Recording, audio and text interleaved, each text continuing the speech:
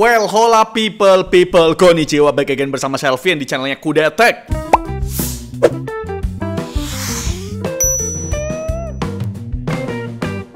Cara suatu brand survive di kerasnya persaingan pasar udah pasti dengan merilis produk baru secara berkala. Biar nggak disangka mati suri tuh brand, kagak ada produk. Tapi tentunya nggak gampang ya ngerilis sebuah produk baru, mamen. Perlu yang namanya research and development buat dapetin produk yang berkualitas. Dan tentu itu nggak murah dan nggak mudah juga. DBA selaku market leader headset gaming di pasar lokal juga terus berinovasi dengan produk-produk terbaru mereka. Salah duanya ya yang ada di depan ini dan kita akan review.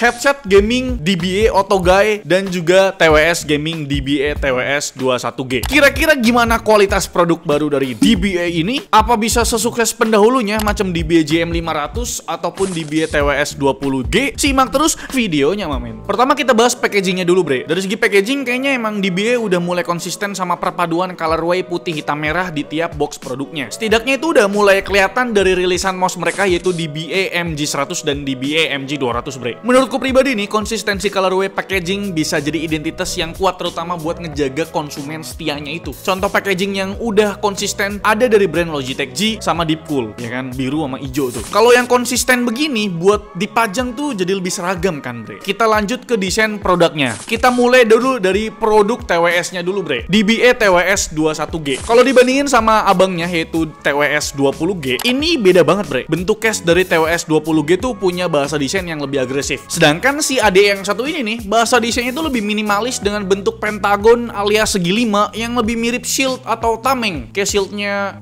Solar Boys. Ya, tuh kalian nggak tahu pasti. Okay. Material yang dipakai tentu aja masih full plastik dengan finishing abu tua, bre. Antara top cover sama body case ini finishingnya beda, bre. Yang top cover ini lebih ke arah metalik, sedangkan bagian bodinya tuh lebih ke doff gitu. Di bagian top cover ada emboss branding DBA dan sebuah LED strip yang sebagai indikator pengecasan dan juga kapasitas baterai pastinya. Kalau di sisi belakang ada port USB Type-C buat ngecharge si casing ini. Selebihnya clean banget, bre. Emang bener-bener dapat kesan minimalisnya. Bukaan case-nya tentu aja pakai magnet yang angle-nya cuma bisa ngebuka 90 derajat. Pas kondisi terbuka, kelihatan ada reset button barengan sama satu buah LED indikator yang tembus ke top cover tadi. Dan dua buah docking serta charger pin pastinya. Buat unit earbuds-nya sendiri bertipe in-ear dengan tangkai warna abu kayak unit case-nya. Di sisi luar tangkai ada LED indikator sekaligus touch sensor buat kontrol earbuds ini. Di bagian tengah ada emboss DBA dan ada lubang mikrofon yang punya fitur ENC alias Environment Noise Cancelling. Kalau di sisi depan tangkai ada charging pin dan juga tanda kanan kirinya. Buat ear tips-nya pakai bahan silikon berwarna abu juga dengan size medium dan ada dua pasang ear tips cadangan berukuran small dan large. Jadi pas udah dipakai sih sebenarnya yang ear tips medium udah nyaman sih di telingaku ya. Bobot case ini kurang lebih sekitar 42 gram, sedangkan tiap earbuds punya bobot sekitar 4 gram yang nggak membebani daun telinga kita lah. Soal spesifikasi teknisnya, yang pasti udah pakai Bluetooth versi 5.2 dengan klaim latensi yang sangat rendah, up to 45 millisecond. Itu rendah banget sih ya buat urusan TWS tuh. Yang unik, chipset audio yang dipakai dari pabrikan PixArt yang biasanya tuh bikin sensor mouse. Setauku ya, pabrikan chipset audio tuh ya macam Realtek ataupun Qualcomm gitu loh. Ternyata PixArt bikin juga buat audio. Terus informasi baterai baik di unit case ataupun earbuds minim banget loh. Cuma ada klaim buat baterai life dan tiap earbuds bisa sampai 5 jam. Menurutku bukan angka yang irit sih ya. Sekarang buat cara pakainya gimana nih, bang? Kalau baru unboxing terus kita buka cover case-nya, auto nyala kok. Tinggal pairing aja ke device kita. Bisa ke HP, tablet, laptop ataupun apapun itu yang punya Bluetooth. Kalau udah di pairing, kita bisa pakai earbuds ini buat kontrol musik. Mulai dari play or pause dengan tap 2 kali di earbud kanan atau kiri. Kalau buat next song tahan 1,5 detik di earbuds kanan, sedangkan buat lagu sebelumnya tahan 1,5 detik di earbuds sebelah kiri. Earbudsnya ini juga bisa dipakai buat trigger voice assistant dengan cara tap 3 kali di bagian earbuds kiri, bre. Terus ada mode gaming juga yang bakal neken latensi sampai 45 millisecond dengan cara tap 3 kali di earbuds kanan. Sayangnya masih belum bisa dipakai buat kontrol volume nih. Jadi tetap ya harus pakai HP buat naik turunin volume. Oke, sekarang kita ngebahas soal fitting di telinga pas pas dipakai. Yang tadi ku bilang di awal pas baru di unboxing dari boxnya, pakai earbuds yang medium size-nya itu langsung nyaman di telingaku tanpa harus ganti ke small ataupun large bre. Dan soal sound quality-nya sendiri gimana nih ya? Ini kan TWS ya kan, pastinya nggak sama kayak headset berkabel. Buat dengerin musik di volume tinggi, treble-nya tuh agak nusuk bre. Jadi aku saranin kalian pakai volume level di bawah 90% aja gitu loh. Mid-nya oke, nggak dominan, nggak ketutup instrumen lainnya juga. Jadi ya di tengah-tengah lah mid-nya. Clarity-nya juga jelas dan cukup jernih, detail instrumennya juga clear, low-nya lumayan asik nih ya buat dengerin lagu jedak-jeduk. Bass-nya cukup deep dan aku ngerasa nih TWS sound signature-nya tuh warm ya, nggak nonjol ke satu frekuensi gitu loh. Jadi rasanya tuh cukup lah ya buat banyak genre musik, mau itu pop, rock, vokal ataupun EDM sekalipun masih enjoy bre. Soalnya aku sendiri ya seringnya sih denger EDM kayak dubstep ataupun techno gitu lah, jadi yang sedep gitu.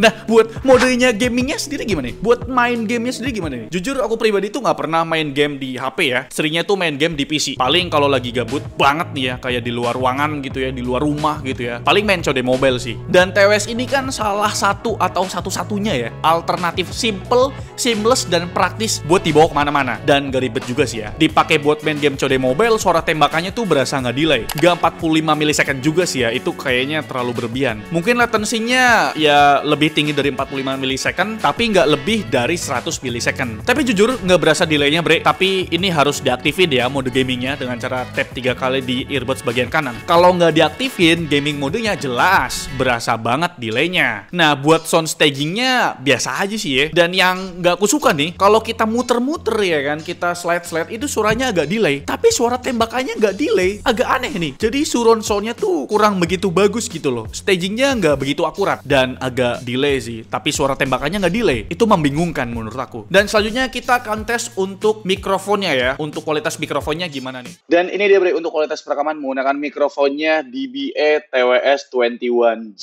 Gimana menurut kalian kita ngerekamnya pakai Android di sini?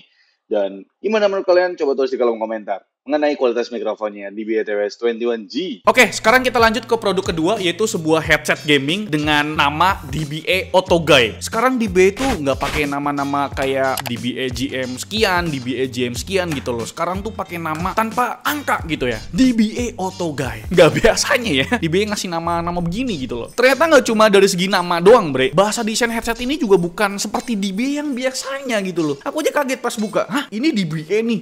Gitu loh. Jadi tahu sendiri kan desain headset gamingnya DBA itu cenderung yang kasual aja lah, nggak begitu nyentrik atau nggak begitu kontras gitu loh. Sedangkan buat unit DBA Otogai ini tampilannya terkesan modern tapi tetap mempertahankan kesan minimalis khasnya DBA bre. Dari sisi headband, headset ini pakai single headband yang paddingnya tuh lumayan tebel ya, mirip-mirip sama DBA JM500 ya. Di sisi atas headband ini ada emboss DBA yang jadi satu-satunya branding di unit headset ini. Bagus lah, jadi nggak kebanyakan branding gitu loh. Turun ke bagian sambungan antar headband dengan ear cups, ini pakai bahan metal loh yang diberi finishing silver matte dengan 8 tingkat adjustable. Cukup fleksibel buat berbagai ukuran kepala kalian bre. Buat bagian housing ear capsnya bentuknya oktagon ya, alias segi 8 karena berjenis over ear nih. Ini telingaku nih ketutupan. Dimensinya lumayan jumbo loh, ini lumayan gede loh. 11,5 x 8,5 cm.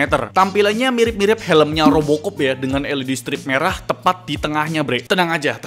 Kalian nggak suka LED-nya kan? LED-nya bisa dimatiin kok karena ada controllernya. Nih, kita matiin aja ya. Terus di bagian bawah ada detailing kecil berupa kalimat dipandu suara dalam bahasa Inggris dan bahasa Jepang. Oh ya, di kedua ear cups polosan aja bre, gak ada pertombolan apapun. Palingan di ear cups kiri ada mikrofon yang tangkainya cukup fleksibel buat diarahin. Di ujung mikrofon ada LED merah yang bakal mati kalau kondisi mute mikrofon. Mic di DBA Otogai ini punya polar pattern cardioid yang artinya cuma fokus nangkep suara dari sisi depan aja. Terus mikrofon ini juga punya fitur ENC juga, mirip sama kayak di unit TWS 21G tadi bre. Oke bre, ini adalah kualitas perekaman menggunakan mikrofonnya headset gaming DBA Otogai dalam keadaan ENC nonaktif, dan ini sambil ngetik di keyboard, tapi keyboardnya ini nggak tactile ya. Jadi gimana menurut kalian? Dan coba kita aktifkan fitur ENC-nya, tinggal tekan aja di controllernya. Dan ini dia untuk kualitas perekaman menggunakan mikrofonnya DBA Otogai dalam keadaan ENC-nya aktif. Dan kita coba buat ngetik, gimana menurut kalian? Nih keyboardnya bukan keyboard tactile sih, jadi mungkin nggak begitu berisik. Oke, sekarang kita ngebahas untuk earpads-nya nih bre. Ini bentuknya oval dan udah tentu daun telinga saya tuh masuk semua ya ya, karena dimensinya nih gede banget. Paddingnya itu lumayan tebel ya, sekitar 2,5 cm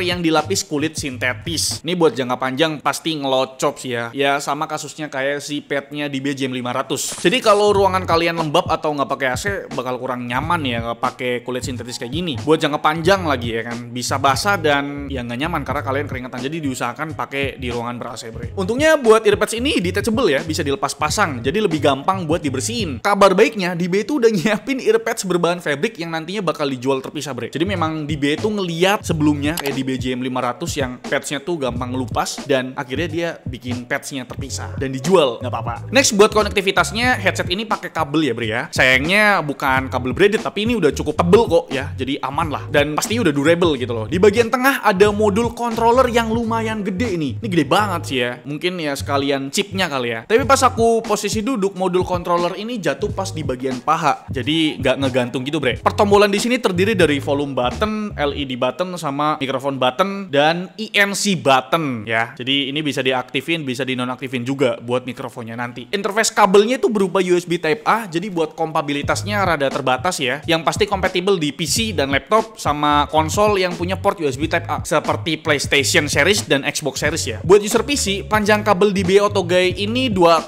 meter. Harusnya nggak ada masalah ya kalau kalian pasangnya di I/O port yang ada di belakang casing. Begitupun buat user konsol. Kayaknya kabel sepanjang ini tuh udah lebih dari cukup dan udah cukup nyaman buat kalian gaming santai di sofa ya kalau kalian pakai konsol. Soal fitur gimana nih bang? DB AutoGuide ini pakai driver speaker berdiameter 50 mm yang juga dibekali fitur 7.1 virtual surround sound tanpa software.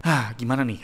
Jadi plug and play gitu bre, langsung aktif tuh fiturnya. Mungkin fiturnya ada di bagian controllernya ini, makanya ini gede nih. Jelas fitur ini tuh paling kepake pas gaming FPS karena bisa bikin sound stagingnya yang luas dan akurat bre. Oke, sekarang kita ngebahas fitting nih. Gimana nih fitting DB AutoGuide? Impresi pertama pas pakai DB AutoGuide ini feel-nya di telinga tuh cukup nyaman ya. Tapi clamping di kepala berasa neken, berasa sedikit neken lah. Mungkin selama pemakaian 1-2 jam nggak berasa ya, tapi kalau udah pemakaian 3-4 jam, bagian rahang bawah ini berasa ketekan bre. Tapi jadi lebih kedap ya, karena penggunaan earpads-nya juga sih yang bikin kedap. Dia earpads-nya tebel, gede, terus dia punya clamping tuh agak neken di kepala, jadi kedap kalian makainya gitu loh. Jadi suaranya nggak bocor gitu loh. Untuk build quality-nya overall aman ya, di flag itu nggak ada bunyi-bunyi ringkih ya, karena memang bagian housing yang ada di bagian sini tuh pakai metal bahannya, jadi bikin build quality-nya itu jadi kokoh bre. Oke, fittingnya udah, sekarang kita ngebahas soal sound quality-nya nih. Jadi headset ini kan pakai USB, dicolok ke PC, laptop ataupun konsol gitu loh. Fun fact nih bre, ini headset volume levelnya tuh gokil banget. Di volume level 30% aja udah lebih dari cukup menurutku pribadi. Jadi disarankan jangan pakai di atas 60% ya. Itu keras banget pasti ya. Buat sound quality-nya gimana nih? Pas buat denger musik berasa mid-nya tuh clear, treble-nya nggak begitu tinggi, smooth sekali ya. Jadi nggak nyelekit di telinga. Nah, buat low-nya ini agak kurang keluar sih ya. Pas denger lagu EDM yang bassnya rumble atau rame, kurang begitu berasa. Gimana ya ngomongnya? Mungkin frekuensi low-nya ini kurang megah kedengerannya. Jadi cocoknya buat dengerin lagu genre vokal ataupun pop gitu. Sayang sekali ya untuk di AutoGuide ini. Kalau buat gaming gimana nih bang? Pas main Apex Legends yang komposisi frekuensi audionya rame, kalau suara ledakan atau granat yang butuh frekuensi low agak sember gimana gitu. Gak menggelegar. Tapi buat beberapa detail sound effect kayak suara tembakan, suara reload, suara peluru jatuh, suara charging shield, itu detailnya clear. Sangat dapat gitu ya. Sangat menyenangkan karena memang mid dan high-nya oke bre. Tapi jadinya buat sound stagingnya nggak begitu luas. Jadi suara ledakan dari jarak jauh kedengarannya samar-samar begitu aja bre. Inilah kelemahannya. Mungkin kalau buat main Valorant atau buat game-game kayak Dota itu sih nggak ada masalah. Dan selanjutnya untuk kualitas mikrofonnya nih. Untuk kualitas mikrofonnya ini lumayan bagus, tapi agak sedikit robotik kalau kalian dengerin pakai headset ya. Fitur ENC-nya ini berusaha banget buat ngurangin noise tapi bikin audionya jadi kayak kepotong bagian awal sama ujung bre. Aku pribadi sih nggak nyaranin pakai fitur ENC-nya ya, karena sebenarnya tanpa fitur ENC pun noise-nya udah minim kok.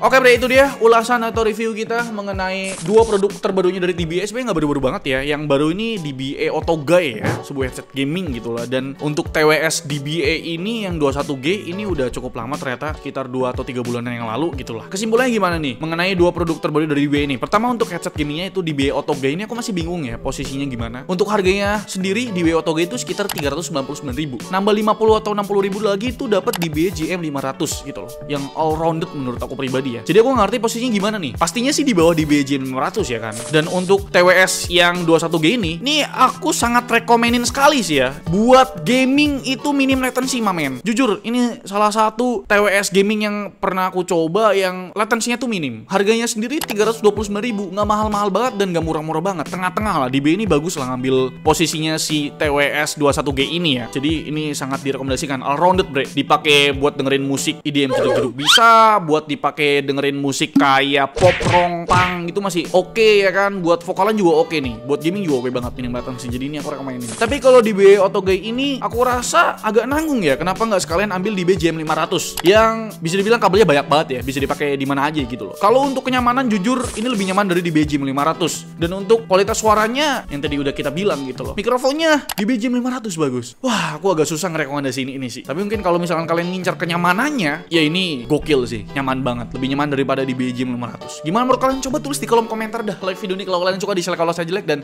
jangan lupa untuk tekan tombol subscribe yang warna merah kalau misalkan kalian belum subscribe channel ini. Saya Alfian Selakaus di channel mengucapkan terima kasih. Sampai jumpa di video selanjutnya. Bye bye.